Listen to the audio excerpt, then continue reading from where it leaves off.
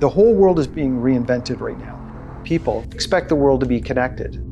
The church, like the rest of society, is going through this massive transformation. If the church resists that, we'll find ourselves just collectively isolated. How does the church need to change? We started to notice some patterns that we felt like maybe some other people were noticing as well.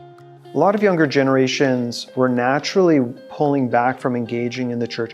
If we don't organize the data of the Christian church to lay a platform for young, innovative leaders to work with, they're going to be stopped at that point of there's not a lot we can do because we don't even know where to start.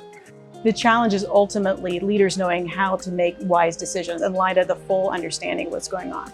It's very hard to move forward in this new world if everybody stays kind of unaware of each other. And so that's really where the vision of WayBase started to emerge. It's an online platform where individuals and organizations can find each other, partner together, and then show collective impact. And we can take some of those resources that exist over here, connect it over there, and then all of a sudden a new mission opportunity is opened up for them. We were in a room, I remember we had a whiteboard out, and Tim just basically lays out this vision for WayBase. And at the end of that conversation, I'm like, that is a great idea for somebody else to do. We just worked at a church. There's no way we would be at this place now if it hadn't been for FaithTech. One of the ways we helped right away was I said, guys, like, we're gonna run this thing called a hackathon. Is this something where we could collaborate? We were able to pitch the idea to a group of people, make sure that this idea was resonating in the first place, and then gather some developers together over the course of a weekend to really evolve it. So this is where Andrew and Kevin, they're stepping in, they're going, hey, here's what I built. I think this would be useful for you, right? It really excited me due to the great fit that it was for the technology that I had just been learning to use and the skills I'd been learning, but also because of the need and the data that they were looking to collect and visualize. I'm pretty passionate about that. When Sandra and Tim gave their presentation, I knew right away that that was the one I was going to work on.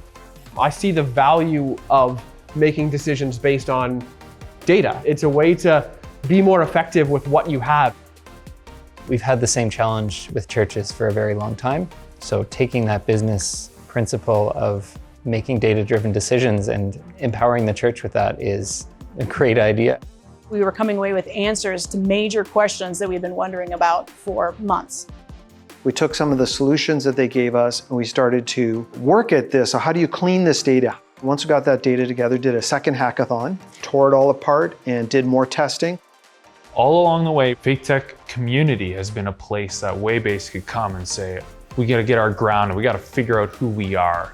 The fact that an organization can come and present an idea is critical because a lot of these organizations, they don't have the resources to be able to say, hey, let's go and hire an agency to design this for us. Knowing that there's this vast talent pool of people that are interested in making a difference and volunteering their time and their gifts and skills and abilities is very unique. And it gives people an opportunity to really make a difference on problems that are worth solving. There's nobody else really like FaithTech that can leverage this level of intelligence really for the new digital era. After a third hackathon, actually took us 3 hackathons, it was at that point in time we started to receive more substantial funding. We hired our lead architect and we started the building process. So the future of WayBase I see as being pretty powerful for allowing the church to grow and expand globally, faster and more strategically. For other people who have big ideas, but they don't have the skills to pull them off, FaithTech is a really fun place to bring them. So you should come out if you want to work on projects. You should come out if you want to meet other people in tech, but also who share your faith. And so if you're an entrepreneur, an innovator, a technologist, someone that really gets passionate about solving big problems, this is who we are.